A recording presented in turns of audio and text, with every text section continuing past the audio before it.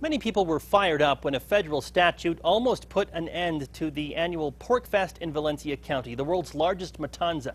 But today, the rescheduled 12th annual Matanza was a go, bringing out thousands of festival faithfuls. The big question is, will it be back next year? News 13's Crystal Gutierrez has the story.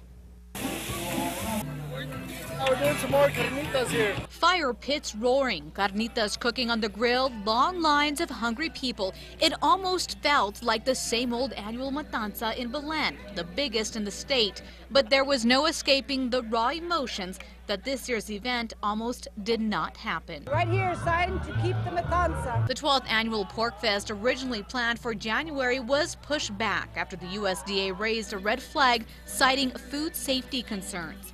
In their minds, it violates the Meat and Poultry Act, which is a federal mandate. The County Hispano Chamber of Commerce worried the feds would red tag the pigs at the event, so they called the whole thing off. The USDA says they never intended for that to happen. The discussion with the Hispano Chambers was to make sure that we were following the guidelines that were required by statute. An agreement was made, and for now, the Carnitas Cook-Off was back on, ensuring more money for the scholarship program it funds. We have given out over 200 scholarships and about $100,000. But this is not the end of it.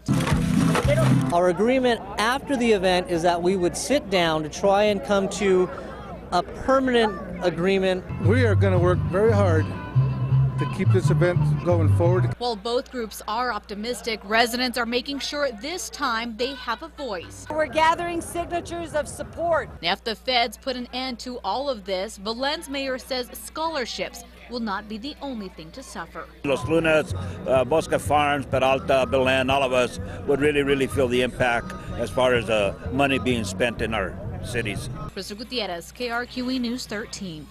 The Hispano Chamber of Commerce says they have food inspectors checking the food and the preparations during the event. They believe this was all over the $10 admission fee that they say is for the cultural event portion.